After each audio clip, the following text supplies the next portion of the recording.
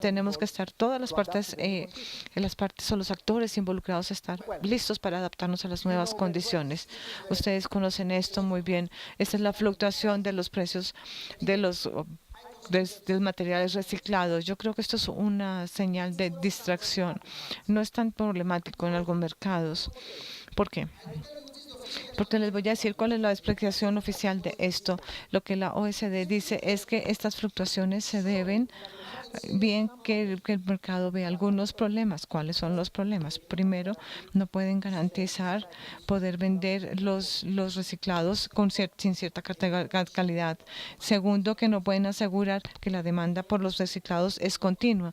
Tercero, que no pueden hacer que los materiales reciclados sean una materia prima con unas normas y estándares que sean para todos. Cuatro, el costo externo de hacer los materiales reciclados y hacerlos mejores no están incluidos en el precio.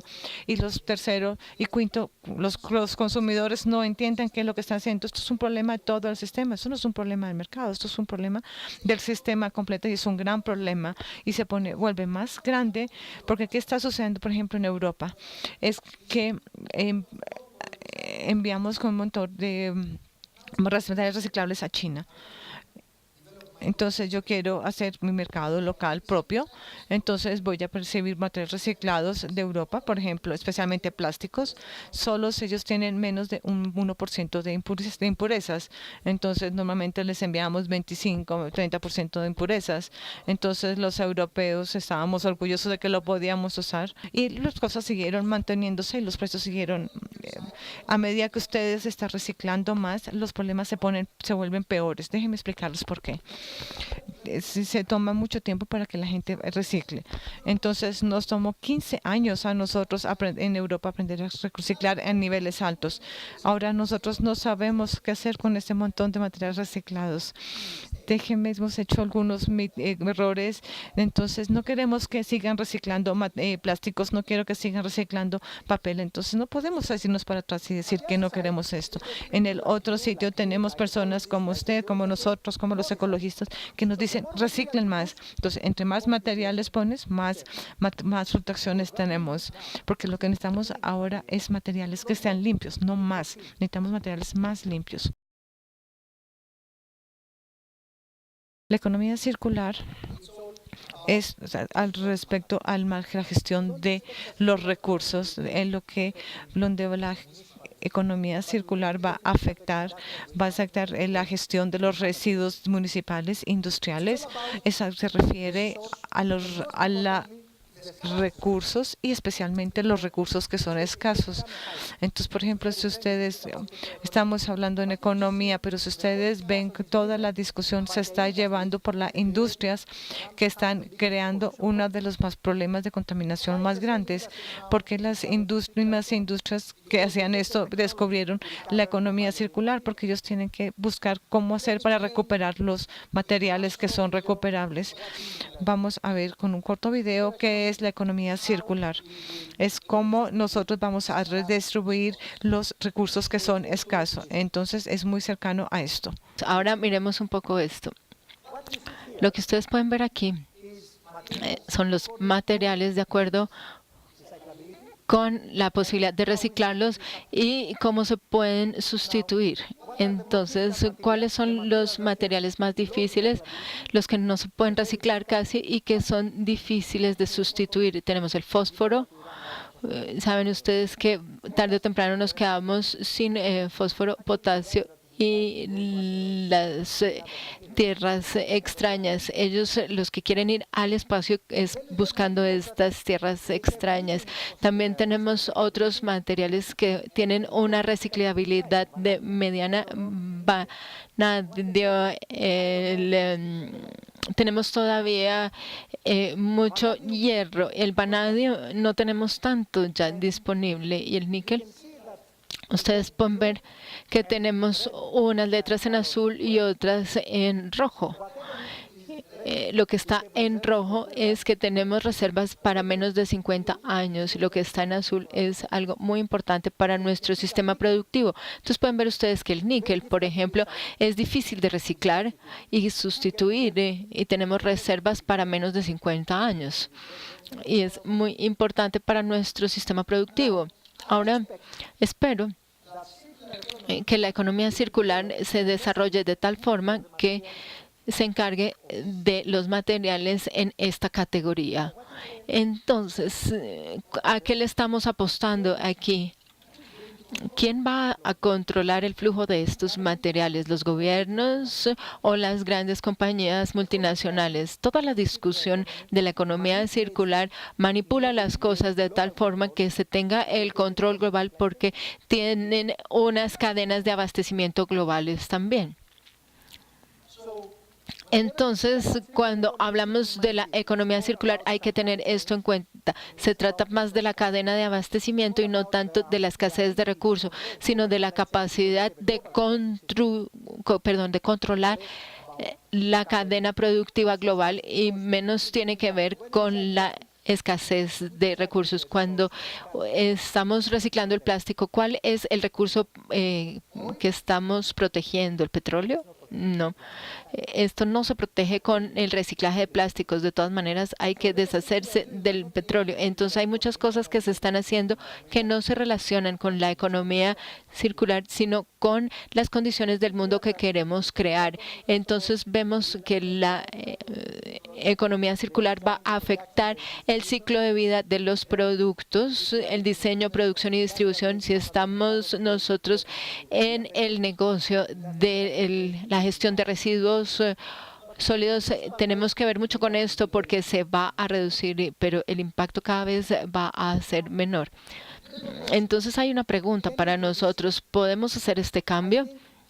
Considero que la magnitud de la dificultad se ilustra muy bien en este video que nos muestra cómo es que nosotros utilizamos o cómo es que le damos una disposición final a los automóviles.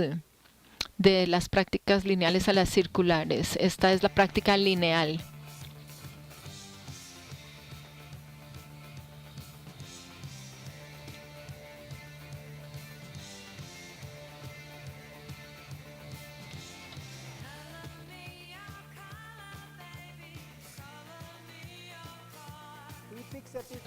Aquí tenemos muchas imágenes, pero recuerden que estas fracciones también se pueden recuperar y separar, pero es lo que hacemos. Primero que todo, destruimos el automóvil, pero si tenemos una práctica circular,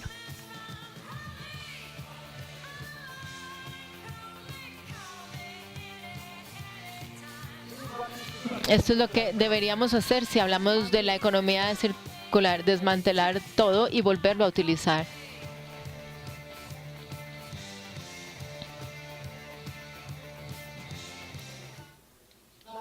Bueno, ahora la transición de un modo al otro no es tan fácil como parece. ¿Y por qué?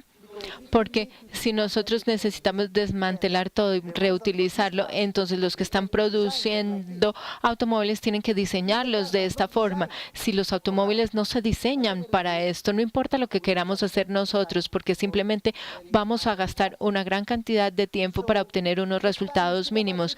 Entonces, cada vez que hablemos de economía circular, lo primero que tenemos que pensar es que es una tarea para la industria, no para los consumidores. Los consumidores pueden reciclar y pueden utilizar menos residuos, pero no pueden diseñar los productos. Y los productos como los que tenemos hoy en día, sabemos que se maximizan las ganancias, es un concepto sencillo, pero necesitamos un espectro mucho más amplio. Las buenas noticias de la economía circular es que se va a acelerar con las nuevas tecnologías, la inteligencia artificial, la interconectividad y las impresoras 3D. La mala noticia es que se acelerará solamente para los recursos importantes para la industria y no para todos. Ahora, yo puedo predecir algunos de los impactos que recibirá nuestro sector si hablamos en este marco amplio. Primero que todo, se redefinirá la palabra desperdicio. Eso se ha redefinido en todas las revoluciones industriales. En segundo lugar, vamos a tener una mejor trazabilidad para todos los productos. En tercer lugar, consideramos que vamos a necesitar y vamos a rediseñar las redes de reciclaje. En cuarto, la recolección cambiará dramáticamente. Número 5, vamos a la era de planes de gestión de residuos desde los hogares y los barrios. Y en último lugar, vamos a rediseñar el tratamiento de los residuos. Vamos a los detalles. Entonces, primero, si vamos a redefinir los desperdicios. Ya les hablé de los wearables, que va a ser una nueva tendencia. Puedo hablarles de las cápsulas de café. Ustedes conocen a Nespresso y todas estas cosas. Estas cápsulas están ya prohibidas en muchas ciudades, porque en Italia, por ejemplo, prefieren la forma tradicional de preparar el espresso. Pero ¿cuál es el problema de estas cápsulas del café? El problema de estas cápsulas de café es muy sencillo. Estas cápsulas no se pueden reciclar. Están hechas de un material compuesto que es plástico, aluminio, plástico, aluminio y algunos otros materiales. Entonces no los podemos reciclar porque no se pueden separar los materiales. Estos son simplemente 2 ejemplos. Lo que quiero que vean ahora son otros materiales que se nos han olvidado.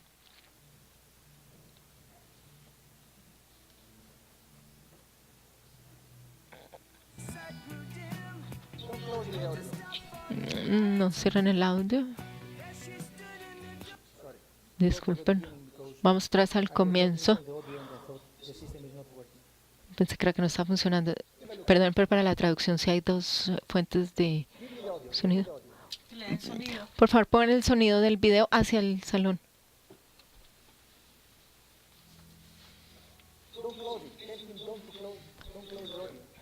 No lo cierres, déjalo abierto. ¿Se acuerdan de estos materiales? ¿Cuánto tiempo utilizaban ustedes un teléfono como esto o un disquete? ¿Dónde están todos estos materiales hoy en día? Hoy son desperdicio. Desperdicio antes de ver cómo los vamos a gestionar, porque en realidad este es un problema. Los volvemos desperdicios mucho más rápido que en la forma en que tengamos de gestionarlos. Y esta es la mayor conclusión que llegamos de estos desperdicios electrónicos, la gran cantidad de toneladas que se producen. No tenemos las soluciones tecnológicas y sociales para gestionarlos de manera adecuada. Entonces tenemos que redefinir los desperdicios. Vamos a tener unas nuevas cadenas que no conocemos hoy en día. Por ejemplo, si tenemos 3.000 drones en los Estados Unidos que llegaron a un relleno sanitario y entonces fueron los de primera generación y ya no están en uso, ¿qué se va a hacer con ellos? Entonces tenemos que redefinir los desperdicios. Ven lo que está sucediendo con los teléfonos móviles hoy en día. Hace unos meses estuve en Barcelona y había un señor que tenía un teléfono muy viejo, un Nokia, y cuando se lo llevó al oído, entonces dijo, ¡ay! ¿Dónde encontró esta cuestión prehistórica? Le pregunté, ¿dónde lo obtuvo? Entonces esto es lo que va a suceder. Si miramos nuestro negocio, tenemos que poder gestionar nuevos materiales más complejos y más difíciles.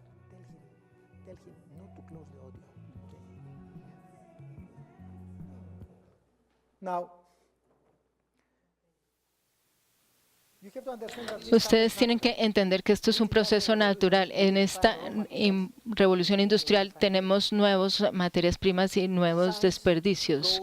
La ciencia descubre nuevos materiales todos los años. Tenemos 6.000 patentes para nuevos materiales todos los años. Algunos se vuelven comerciales, 2 o 3% se vuelven comerciales, pero cada nuevo material es un problema para nuestra industria.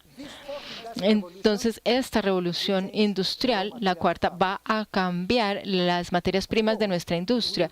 Claro, está que vamos a tener nuevas posibilidades, como por ejemplo, si estamos hablando de una nevera que está conectada permanentemente a Internet, entonces ya no se bota, porque la compañía que le hace seguimiento a esa nevera optimiza su uso y está diseñada para recuperarla. Entonces nuestra vida se hace un poco más fácil, pero les apuesto que para muchos hogares esto es lo que va a suceder, que se va a tener una conexión permanente. Incluso las tostadoras están hoy en día conectadas y entonces vamos a tener algunos esquemas para recuperar algunos de estos electrodomésticos, pero no para todos. Pero si yo fuera el gobierno o el municipio, yo quisiera poder tener la trazabilidad completa, no solamente de aquello que tiene valor económico, sino también aquellos que incluyen residuos peligrosos. Y esto me lleva a lo segundo.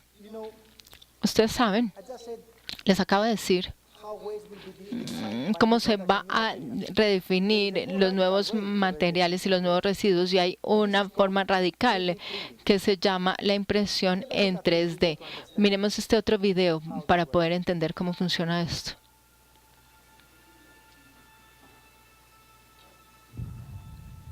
Regresemos a 1913. Henry Ford inventó la línea de ensamblaje para los automóviles. Lo que ustedes ven en este video, todo es real. No es artificial ni diseñado en computador. Y así se produjo el famoso modelo Ford.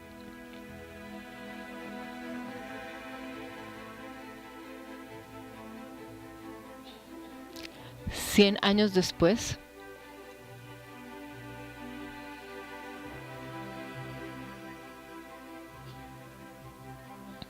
sin ningún tipo de desperdicio. La impresión en 3D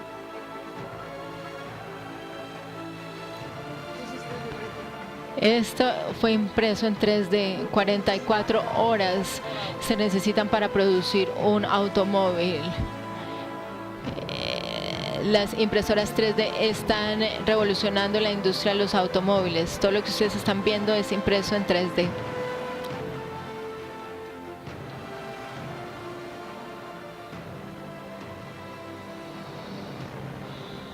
Henry Ford contra las impresoras de 3D. Ahora, alguien puede preguntar, ¿qué impacto tendrá esto en nuestra industria? Permítanme decirles, tarde o temprano vamos a tener muchas impresoras en 3D en los hogares y vamos a producir con ellas lo que necesitamos, como tazas, platos para comer o utensilios culinarios, o mesas pequeñas, sofás.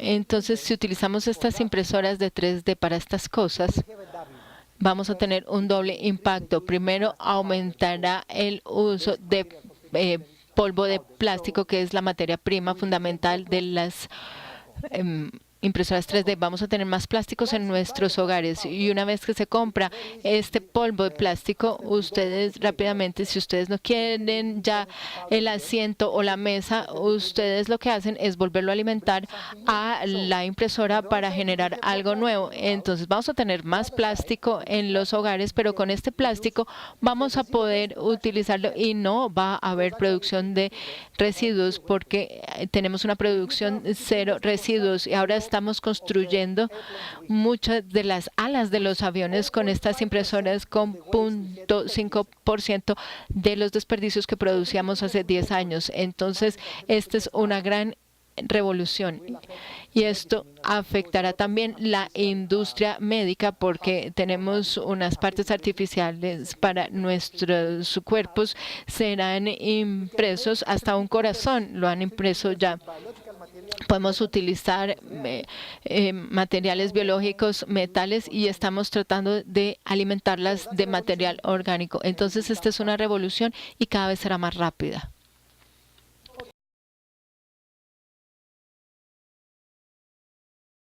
la trazabilidad, pero no les voy a hablar mucho más del detalle, pero voy a hablar de este experimento realizado en el Instituto Tecnológico de Massachusetts en el año 2002. Ellos se fueron para San Francisco y le dieron a los voluntarios 10.000 sensores de radio y que se los pusieran a materiales que irían a la basura, y sin decirle a nadie le pusieron a los materiales de residuo estos sensores de radio, y le hicieron el seguimiento 3 meses mientras funcionaban estos sensores.